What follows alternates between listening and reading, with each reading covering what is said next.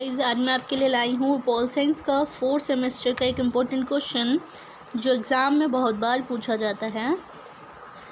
Video को start करने से पहले अगर आप मेरे चैनल पर नए हैं तो मेरे चैनल को सब्सक्राइब कर दीजिए और बेल आइकन को प्रेस कर दीजिए ताकि आगे आने वाली हर एक वीडियो आप तक पहुँच सके 4th सेमेस्टर से रिलेटेड। तो चलिए वीडियो स्टार्ट करते हैं। ये क्वेश्चन है कि मार्गेंदू के यथार्थवाद के प्रमुख सिद्धांत बताइए। मार्गेंदू का यथार्थवाद जो सिद्धांत था उसके बारे में आज हम जानेंगे। राजनीति विज्ञान के परंपरागत यथार्थवाद में मार्गेंदू के यथार्थवादी दृष्टिकोण का वर्णन किया है। अंतर्राष्ट्रीय संबंधों के अध्ययन में यथार्थवाद के कई सिद्धांत हैं जिनकी चर्चा मार्गेंदू ने की है। मार्गेंदू हिटलर की नाज़ी तानाशाही से तंग आकर जर्मनी छोड़कर संयुक्त राज्य अमेरिका चला गया। इस शरणार्थी ने अमेरिका में अध्ययन तथा अध्यापन किया तथा राजनीति को शक्ति का संघर्ष कहा। उसने अमेरिका को बताया कि किसी भी देश के लिए राष्ट्रीय हित सर्वश्रेष्ठ उद्देश्य होता है। उसने 20वीं सदी में यथार्थवादी विचारधारा का उद्भव किया। मार्गेंदू के अनुसार अंतर्राष्ट्रीय राजनीति बाकी सभी राजनीतियों की तरह शक्ति के लिए संघर्ष है। अंतर्राष्ट्रीय राजनीति का अंतिम उद्देश्य चाहे जो भी हो, लेकिन उद्देश्य शक्ति प्राप्त करना ही होता है। प्रत्येक देश अपने राष्ट्रीय हित को शक्ति के द्वारा प्राप्त करना चाहता है। मार्गेंदू ने 6 सिद्धांतों का वर्णन किया है जो निम्न प्रकार से हैं। मार्गेंदू के 6 सिद्धांत हैं जिनके बारे में आज हम जानेंगे। पहला सिद्धांत है राजनीति उन वस्तुनिष्ठ नियमों द्वारा संचालित है जिनकी जड़ें मानव स्वभाव में हैं। सामान्य समाज की तरह राजनीति भी उन यथार्थवादी अथवा वस्तुपरक नियमों से संचालित है जो मानव प्रकृति में निहित है। मनुष्य जिन नियमों के तहत क्रियाकलाप करता है वह सार्वभौम है और राजनीति के वास्तविक स्वरूप को समझने के लिए इन वस्तुनिष्ठ नियमों का ज्ञान होना अत्यंत आवश्यक है। तभी अनुभवों और तर्क संगत राजनीति सिद्धांत की रचना कर सकते हैं। दूसरा सिद्धांत है राष्ट्रीय हितों को शक्ति के रूप में परिभाषित किया जा सकता है। जो राष्ट्रीय हित हैं उसको शक्ति के रूप में भी हम परिभाषित कर सकते हैं। यह सिद्धांत मार्गेंदू के यथार्थवादी सिद्धांत का केंद्र बिंदु है। शक्ति के रूप में परिभाषित हित वह प्रमुख मार्गदर्शक है जो अंतर्राष्ट्रीय राजनीति के क्षेत्र में यथार्थवाद का पथ प्रदर्शन करता है। राष्ट्रीय हित हमेशा राष्ट्रीय शक्ति द्वारा सुरक्षित किया जाता है। विदेश नीतियों के निर्धारक सदैव शक्ति को राजनीति का केंद्रीय तत्व मानते हैं और इसी आधार पर नीति निर्माण करते हैं। राष्ट्रीय हित सदैव परिवर्तनीय है। तीसरा सिद्धांत है ये मार्गेंदू का। किसी भी राष्ट्र की नीतियाँ तथा कार्य सदैव राष्ट्रीय हितों द्वारा संचालित होते हैं। यह सिद्धांत राष्ट्रीय हित का कोई निश्चित अर्थ मानकर नहीं चलता। इसमें यह तत्व निहित है कि बदली हुई परिस्थितियों के अनुसार राष्ट्र अपनी नीतियों का निर्माण करे।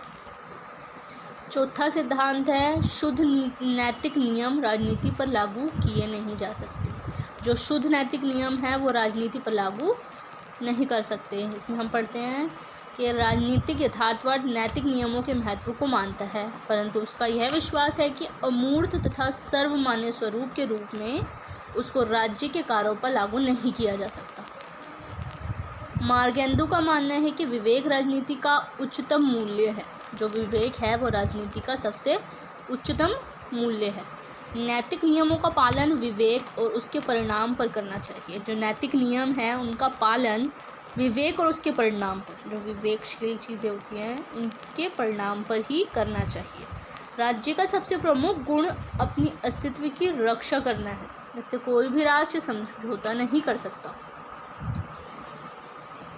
पांचवा सिद्धांत है एक राष्ट्र की नैतिक आकांक्षाओं और सार्वभौमिक नैतिक मूल्यों में अंतर होता है। जो राष्ट्र की नैतिक आकांक्षाएं हैं और सार्वभौमिक नैतिक मूल्य दोनों में डिफरेंस है।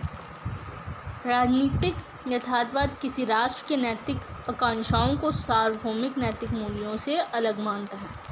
जो राजनीतिक यथार्थवाद है वो किसी भी राष्ट्र का नैतिक आकांक्षाओं को सार्वभौमिक नैतिक मूल्यों से बहुत ज़्यादा भिन्न मानता है, बहुत अलग मानता है।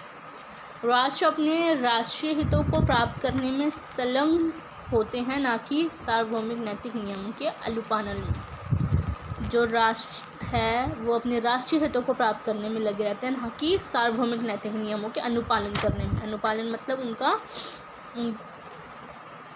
जो अनुपालन में नैतिक नियम जो सारी दुनिया पर लागू हैं, राष्ट्र पर लागू नहीं किए जा सकते। जो नैतिक नियम हैं सारी दुनिया पर लागू किए जा सकते हैं, पर राष्ट्र पर लागू नहीं किए जा सकते। छठा सिद्धांत है अंतर्राष्ट्रीय राजनीति की स्वायत्तता। राजनीति यथार्थवाद राजनीति के क्षेत्र की स्वायत्तता में विश्वास रखता है। जो राजनीतिक यथार्थवाद है राजनीति के क्षेत्र की स्वायत्तता में विश्वास रखते हैं। राजनीति का क्षेत्र उतना ही स्वायत्त है जितना आर्थिक अथवा कानून का क्षेत्र है। एक राजनीतिक यथार्थवादी शक्ति के रूप में परिभाषित हितों के बारे में सोचता है। इसका आलोचनात्मक मूल्यांकन भी हुआ है, जिसके बारे में हम जानेंगे आज। कि पहले हमने जाना था कि मार्गेंदू के 6 सिद्धांत के बारे में। अब जिन लोगों ने इनकी आलोचना की थी उसके बारे में आज हम पॉइंट्स में पढ़ेंगे। आलोचनात्मक मूल्यांकन किया था 3 लोगों ने कि मार्गेंदू के सिद्धांत के विचारकों ने रॉबर्ट टकर, स्टैनले हाफमैन ने कटु आलोचना की है। कि क्या क्या आलोचना की है। पहला पॉइंट है मार्गेंदू का सिद्धांत ना तो तर्क संगत है और ना ही अनुभव सिद्ध है। दूसरा पॉइंट मार्गेंदू का सिद्धांत एक पक्षीय और एकांकी है, हित संघर्ष सहयोग। इस सिद्धांत की जड़ें मानव स्वभाव में है, जबकि मानव स्वभाव की वैज्ञानिक व्याख्या नहीं की जा सकती। जो इस सिद्धांत है उसकी जड़ें मानव स्वभाव में है, लेकिन मानव स्वभाव की जो वैज्ञानिक व्याख्या है वो नहीं की जा सकती। यह सिद्धांत शक्ति के रूप में परिभाषित हित पर बल देता है, जबकि राष्ट्रीय हित को अन्य कारण प्रभावित करते हैं। 5वां पॉइंट इनके सिद्धांत यथार्थवादी नहीं है। 6वां पॉइंट स्वायत्तता की धारणा अस्पष्ट है। 7वां पॉइंट केवल विवेक या बुद्धिमत्ता ही नीतियों का निर्धारक नहीं। 8वां पॉइंट मार्गेंदू का सिद्धांत शक्ति के अतिरिक्त अन्य किसी पक्ष की व्याख्या नहीं करता। ये 8 पॉइंट्स थे जो मार्गेंदू के आलोचकों ने इनकी आलोचना की थी। पहले 6 सिद्धांत हैं, उसके बाद इसकी आलोचना की गई। ये पॉइंट्स थे, आप इन्हें लर्न कर लीजिएगा